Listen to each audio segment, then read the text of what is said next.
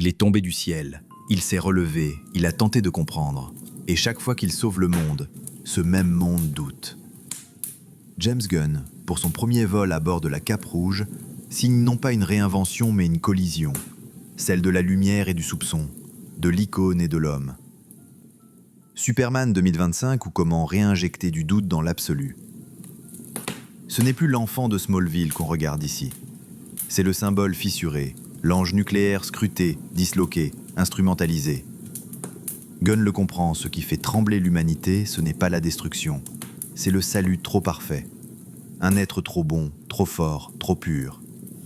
Et ça, Lex Luthor l'a bien senti. David Corenswet campe un Superman moins monolithique que prévu.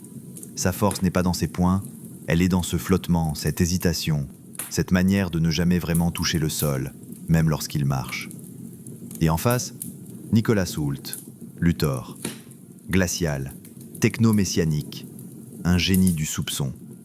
Il ne veut pas le tuer, il veut le faire chuter, moralement. Visuellement, Gunn est pur, pas de démesure pyrotechnique. Il cadre l'impossible comme un documentaire sur le sacré.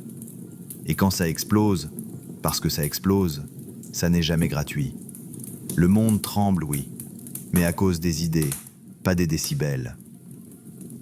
Et puis il y a Lois, Rachel Brosnahan, en Amazone sans armure. Elle ne court pas après l'exclu. Elle veille, elle doute, elle protège aussi. Car dans ce film, tout le monde devient le gardien de Superman. Et c'est ça le paradoxe, le dieu qui devient vulnérable à force d'aimer. Gunn orchestre l'équilibre entre les ombres d'ici et l'élan Marvel, sans singer ni l'un ni l'autre. Il injecte du Gunn dans le mythe, mais sans parasite. Il respecte trop Superman pour ça. Il l'interroge sans le déconstruire, il l'humanise sans le rabaisser. Et puis, il y a le chien. Oui, le fidèle Crypto. Et contre toute attente, il ne fait pas rire, il serre la gorge. Parce qu'il comprend. Il sent ce que même Clark tait.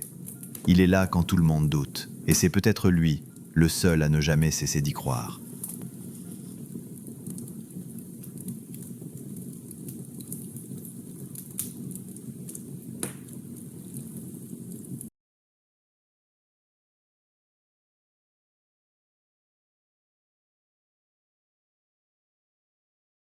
Tu pourrais en citer d'autres.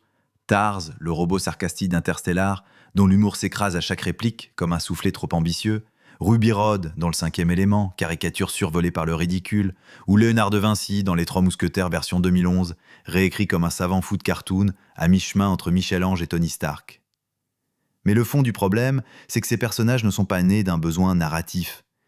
Ils sont les enfants d'une intention marketing, d'un calcul, d'une tendance. Ils n'ont pas été écrits, ils ont été produits. Et un personnage produit n'est pas un personnage, c'est une tumeur.